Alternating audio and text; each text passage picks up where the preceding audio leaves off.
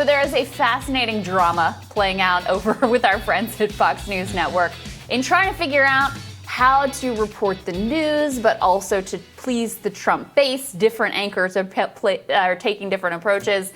And the tension was most exemplified by one host, Pete Hegseth, who was literally at war with himself and his own reporting in one segment. Let's take a listen. Pro-Trump rallies are planned in Washington, D.C. today. The demonstrations are in support of the president's effort to reveal voter fraud and count all the legal votes. Women for Trump supporters will march to the Supreme Court, urging President Trump not to concede. So far, state election officials have not reported serious irregularities with the vote that would affect the outcome of the race. That was in the teleprompter. I read it. I don't even know if I agree with it, but that happens sometimes.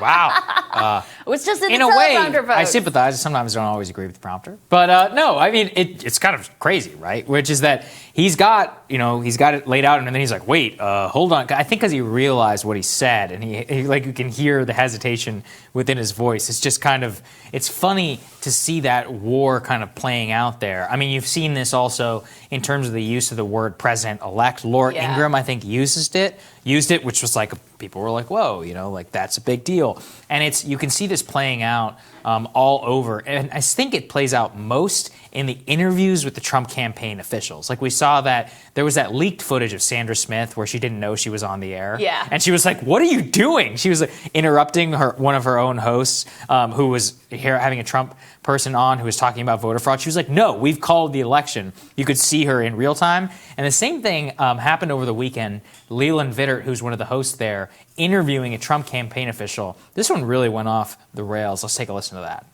What do you want to have happen with those 700,000 votes? The ballots are already mixed in. Do you just want 700,000 votes deducted from We want to Biden's make sure total? that conversation happens.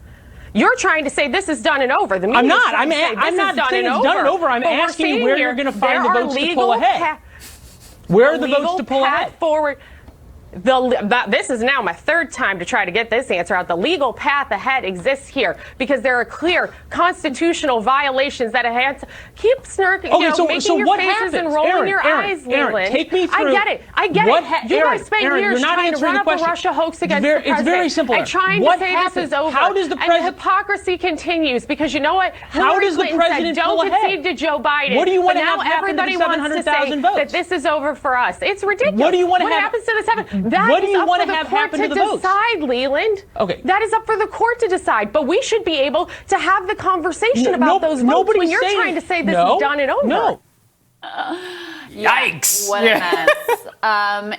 The Pete Hegseth thing is interesting because as I'm thinking about it, like the opinion hosts have been more willing to sort of give credence to the Trump campaign fraud claims. And look, we went through all the lawsuits here today. Morning. We went through them last week. They're getting tossed down court left and right. The ones that are still in progress and still remain do not impact nearly, even if they were to go in the Trump campaign's direction, do not impact nearly enough ballots to change the results of this election. And all of these people know that as they're doing this. Some of them take the approach of Leland Vittert, trying to actually get answers. Some of them take the approach of Pete Hegseth, being like, I don't even know what was in the prompter, and I don't know what I'm going to believe. But Fox and Friends is in kind of the trickiest spot because you have the people at Fox who see themselves as more or less straight news anchors. So Bret Baier, Martha McCallum, those like news, Leland, I think, falls in that category where they really see themselves as like straight news anchors. They have no problem calling Joe Biden president-elect. They have no problem saying, look, we haven't seen evidence of fraud. It is what it is. We'll follow these campaign cases where they lead. Fox and Friends kind of like straddles those two worlds in a way that the other shows don't. So it doesn't surprise me that you see some of the most visible angst playing out there. Yeah, no, not at all. And I think this is going to continue to be the problem, which is that when you had a lot of personalities tie themselves so directly to Trump, that they don't have a brand in and of themselves. So if they, by even reading that you are just going to be completely sync with or without him, it's a deal with the devil that a lot of these people made, and I think they're paying the price for it right now. That is very well said. All right, more Rising for you after this.